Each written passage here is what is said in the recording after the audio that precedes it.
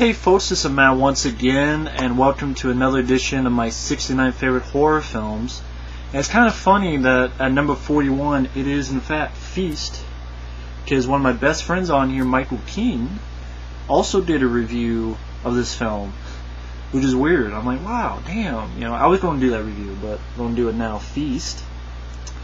This is the film, of course, that, and by the way, just let people know in any videos, if I ever do this and slow down, it's because of the webcam. I apologize. So just a little heads up if that ever happens. But Feast, Project Greenlight, which is where Matt Damon, Ben Affleck, they had this reality show. I think it was on HBO at one point, but it went to Bravo, I think the third season, where they would give people sort of the chance to make a movie, and they filmed behind the scenes. But I know the first film they did, Stolen Summer, that was I think a commercial and a critical flop when that film Stolen Summer came out. And they're like, well, we want to make something a little, we'll maybe make some money. And then they did, I think, the Battle of Shaker Heights. I think that was the second season. That didn't do well. So I think the company behind Project Greenlight really wanted a hit movie, like something commercial. And I know, like, behind the scenes, it was like Matt Damon, Ben Affleck, and they actually put out Wes Craven, which I didn't watch. I watched like clips, but I didn't watch the whole thing. And it seems like even though Wes Craven, I guess, is still a producer, executive producer, I didn't think he really did much of anything. It's just, oh, it's a horror film, let's get Wes Craven, and really nothing. And like, I think they looked at scripts, and I think even Wes Craven, I think he had said the script was subpar, mediocre, like don't go with it, which, considering he released My Soul to Take, which I've heard and it looked pretty shitty. Wes Craven shouldn't talk. He wrote The Hills of Ice 2 with his son in like either a week or a weekend, or which I kind of like The Hills of Ice, but it's not a great movie. It's definitely not even close to this movie, but I don't know, like Matt Damon was pissed. No, it's not supposed to be about commercial. This is about, art. And it's like, settle down, boy, But, like, those Project Greenlights, they always seem like, oh my god, it's hell on earth until the release of the film. And then after that, they didn't do Project Greenlight anymore.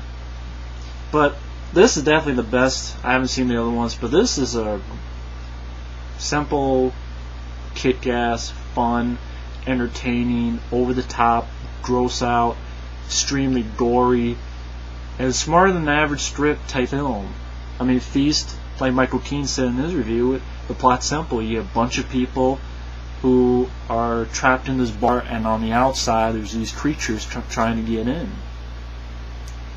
And the opening, they introduce characters where they have like a still, and it's like all these fats, life expectancy. That was a very smart idea. That was a very clever, interesting, smart kind of ideas.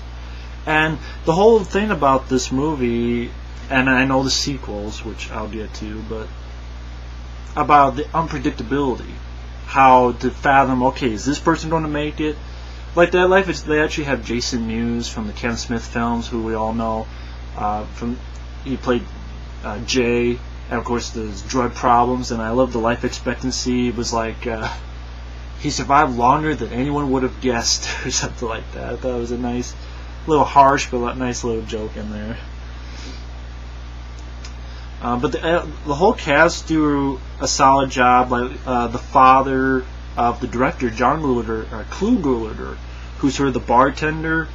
I remember him from Return of the Living Dead. He was one of the leads in Return of the Living Dead. He was also in Nightmare on Elm Street Part 2 as the father, Jesse's father. He's a good actor. He does a great job here. Yeah, all the cast members do an excellent job. Even Henry Rollins, he's decent in it. Balthazar Getty, I think that's the sort of our lead guy from Alias, who is like an asshole, so you think he's going to die, but, there's more to these characters than you think, and I think that's what a lot of people like the movie. There's more to the characters than what you think, so you like them a little bit more, as well as unpredictability. You have the gross out stuff, like a little monster humping the damn thing. like a moose head or whatever. They use a lady as bait because she's all fucked up, and the monster comes and like humps her face. I swear it comes on her face and mouth. I swear. The monster cuts it. No, they cut like a monster's dick off. A little kid gets eaten. And don't worry, I don't put major spoiler. I don't put like feast review and then major spoilers so that people will know, just in case, even though it's 5 years old. So, but this movie just has a lot of great over-the-top gore. Again, major spoilers. Like, I love the sequence where like this one guy, he's get puked on, he's all rotting away, and he's fucking things up, and this monster just comes, and just boom, and just I swear his head just explodes in a wonderful gory special effect. That was probably my favorite gore moment. But it's fun, it's entertaining, there's a lot of adrenaline pumping, action. I remember first time I saw this, I was very surprised by a lot of the unpredictability. Like, I thought it was going to happen, didn't happen, and although one spoiler, major spoiler, so for those who don't want to know, but our lead guy, who's sort of the asshole, there's a point where he fucks up, and in a way he gets our first female hero killed. And he did it as an accident, but at the same time it's like half of me is like, it's hard to like this character anymore, but also the other half is like, you know, he didn't do it on purpose, and you know, he was distraught over it, but it was kind of like, but it was sort of a ballsy move, so I appreciate that. But I appreciate the fact that I still kind of felt for him, so I gotta give credit to that. Choices like this one girl nicknamed Honey Pie, you think she's going to come back and help him, but she does what I guess some people would do. She drives off and leaves him there. But it's a really entertaining, I keep using the same words, but what more can I say? I mean, I love the creature designs, although I don't understand why they give it away in the fucking cover art. Michael Keane said another good thing in his review, if you watch the trailer, they give away a few of the surprises. Shitty marketing campaign. Although granted, that makes me want to buy the movie. I look at that, oh shit, but at the same time, see, the thing is, these things, they don't always look like this. They have like, when you first see them, they have, what you find out is like a mask, or like some type of mask that they have. And you're not supposed to know that at first. And why couldn't they just have that, you know, on the fucking cover? And then this is supposed to be the reveal, like, oh shit. But it's a guy named Gary Tunnicliffe did the design.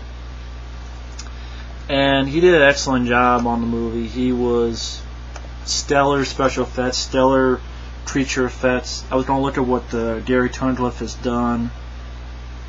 I think he did the pumpkin head design in those sequels. I'm not sure though. I'm probably wrong in that. If I am, fuck it. But I'm trying to think. I don't have any, you know, problems with the movie. I mean, that's why it's number 41 in my 69 favorite horror films. Characters that I liked, situations. I like those type of movies where it's in one place, one location, like Dawn of the Dead or even John Carpenter's The Thing. Evil Dead films, or Evil Dead 1 and 2, and this force just trying to get in. It makes for a great excitement. And you have a lot of shaky cam, but I understood what was going on. And the film has a good look to it, which I don't understand, which when I'll get to in the sequels. Those sequels look cheaper, but yet it's about the same budget. This budget for this was around $3 million. Budget for the sequels were around $2 million. But yeah, for some reason the sequels look cheaper. But you know, I think I know why. You know what? I don't make separate reviews for those sequels.